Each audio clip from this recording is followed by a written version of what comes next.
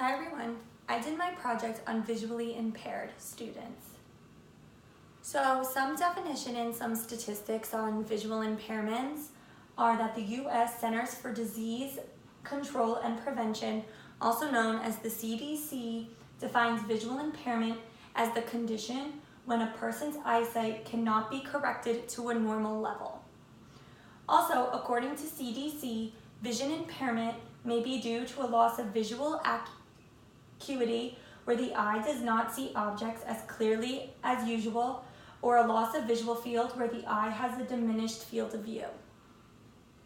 An estimated 253 million people live with vision impairments. Out of that number, 36 million are blind and 217 million have moderate to severe visual impairments. An estimated 19 million children are visually impaired. Over 80% of all vision impairment can be prevented and/or cured according to doctors. There are about 5,500 Braille readers in the world. Being visually impaired at birth is a condition known as congenital blindness, which can be inherited or caused by an infection that is transmitted from the mother to the developing fetus during pregnancy. Some conditions that could lead to visual impairment after birth is amblyopia, which is a reduced vision in an eye that is caused by lack of use of that eye in early childhood. An example of this is when one eye may focus better than the other, which is what we call lazy eye.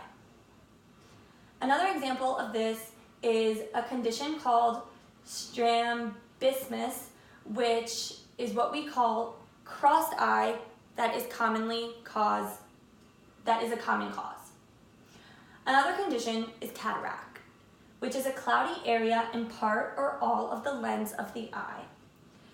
Cataract prevents light from easily passing through the lens, which causes a loss of vision. Another condition is diabetic retinopathy, which occurs when tiny blood vessels in the retina are damaged due to diabetes. For this condition, there are no early warning signs. Another condition is called glaucoma, which is an increase in pressure inside of the eye. Babies can be born with this, and children and teens can possibly develop it later on in life. Another condition is macular degeneration, which is gradual and progressive deterioration of the macula. This leads to progressive loss of central vision.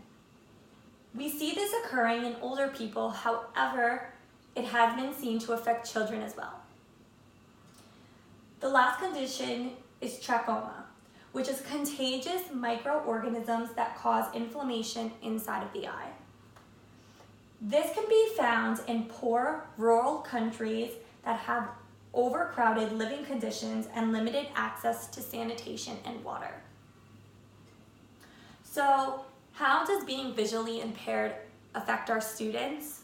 Well, for starters, it has a delay in the area of independence for that student who is directly affected by being visually impaired.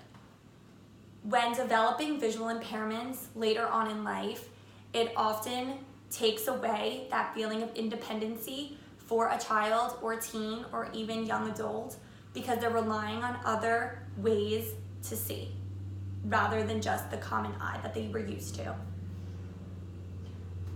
There's also that loss of range and variety of experiences. When developing visual impairments later on in life, there are some things that the child or student has to learn to adapt with. And because of that, they feel that their everyday experiences are limited. The feeling of the loss of control of the environment and their self-relation to it. Learning that their vision is now not what it used to be could make them feel that their relation to the environment has completely changed and can never go back.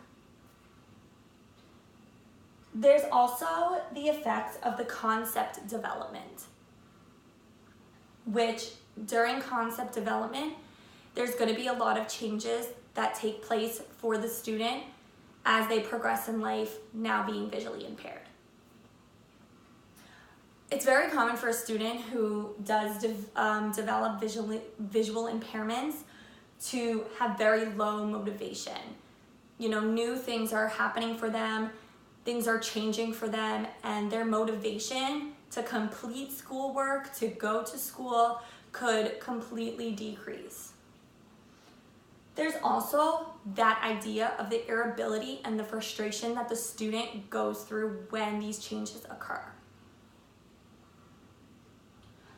So some accommodations for students that is extremely important for teachers and us future counselors to remember and to consider are seating students closer to the board. It is recommended that students with visual impairments sit 3 to 5 feet away from the board. However, it is also recommended that the student does not sit by themselves. You never want to make the student feel completely discluded from the rest of the class just because of this impairment. When a teacher is writing on the board, it's important to verbalize what you're writing when going along with it. A student who just wears glasses may be able to see but have a tough time, so it's important with that verbalization, they're able to comprehend everything that you're teaching throughout the day. It's important to provide a copy of what is written on the board for the student to have right in front of them. When writing on a whiteboard or a chalkboard, it's important to remember to start with a clean board to prevent any distractions with other writing that's going on.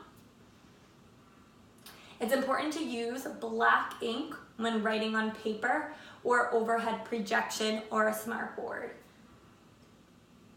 Giving student extra time to work on readings and other assignments such as tests or just classwork. Make sure the student is proper distance from window to help with natural lighting. A lot of times a student with visual impairments really gets the most out of just natural lighting. So it's really important to know your student well enough to know how far and how close to sit that student from the window to get that natural lighting coming in throughout the day. White chalk offers more contrast on a clean chalkboard, so stay away from pink chalk, green chalk, or any of those other color chalks that kind of look like they blend in with that greenish color of the chalkboard. Tests should be printed in dark and clear ink at all times.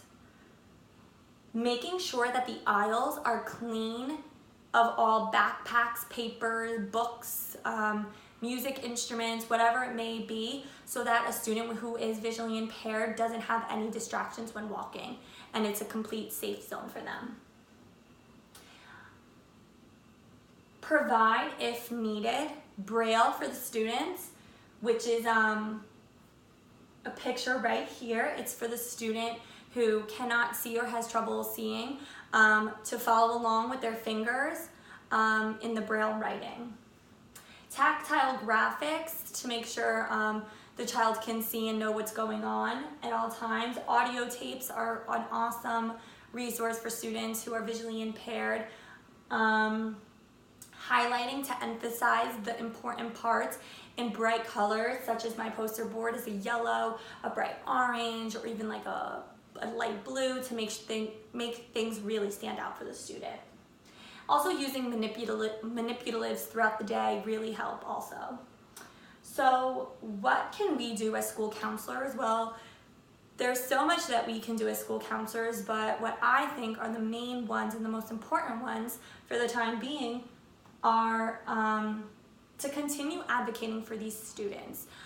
Be that person that they need to just, they need someone to talk to, be that person to listen, be that person to really feel empathetic for them, because you may or you may not know what they're going through. And for a student who later develops visual impairments throughout their life. You know, it could be a really big transition and a really big struggle time for them. So being that advocate for them is extremely, extremely important.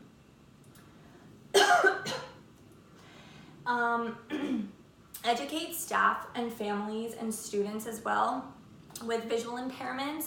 I know for myself, doing research on this, I learned so much about really the different types of visual impairments there are, and even some simple accommodations I never thought of before. So it's really important to keep yourself up to date with these and to continuously learning about them and teaching others. You know, you learn from your peers, so it's really good to learn something new and to share it with a colleague or to share it with a student, and things of that nature.